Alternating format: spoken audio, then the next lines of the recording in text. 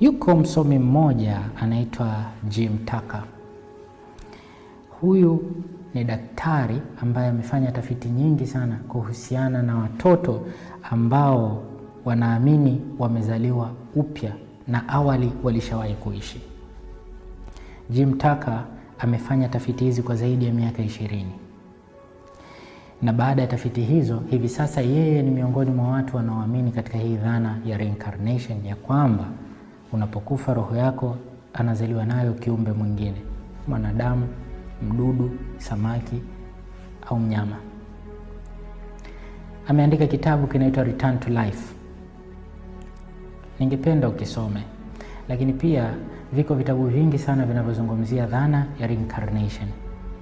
Kwenye kusoma huku yamejificha maarifa mengi sana. Lakini tukibaki kwa huyu Jim Tucker, anazungumza ya kwamba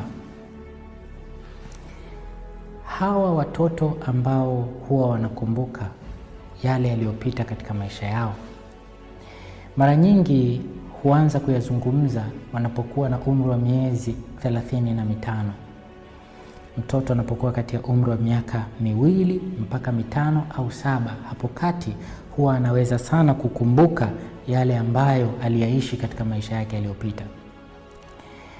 Na wengi kati ya wale watoto ambao huwa wanaweza kukumbuka yale yaliyopita ni wale watoto ambao katika maisha yao ya awali walipitia vifo vibaya sana, aidha kifo cha kuuawa au kifo cha ajali mbaya, labda moto au ajali ya gari au ajali ya ndege.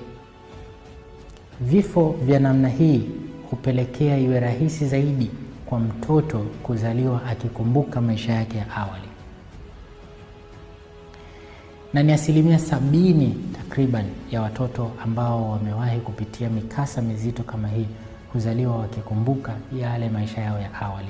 Hayo ni miongoni mwa anayoyaamini Jim Tucker baada ya kufanya uchunguzi wa dhana hii ya reincarnation kwa zaidi ya miaka 20. Lakini kwenye imani za dini zinazozungumza dhana ya reincarnation, miongoni mwa vitu ambavyo vinazungumzwa ni kwamba waweza kuwa binadamu mwovu sana leo, ukaishi ukiwaua watu na kuwadhuru au kudhulumu na kufanya madhambi yoyote yale. Hayo madhambi ni madeni ambayo siku moja lazima uje kuyalipa. Utayalipaje? Ndio hapo utakapokuta unazaliwa tena upya. Na utakapozaliwa huenda ukapatwa na mtihani ambao huo mtihani utakuwa ni mateso yatakayokufanya ulipie madhambi uliyoyatenda katika maisha yako ya awali. Dhana ya reincarnation ina mambo mengi.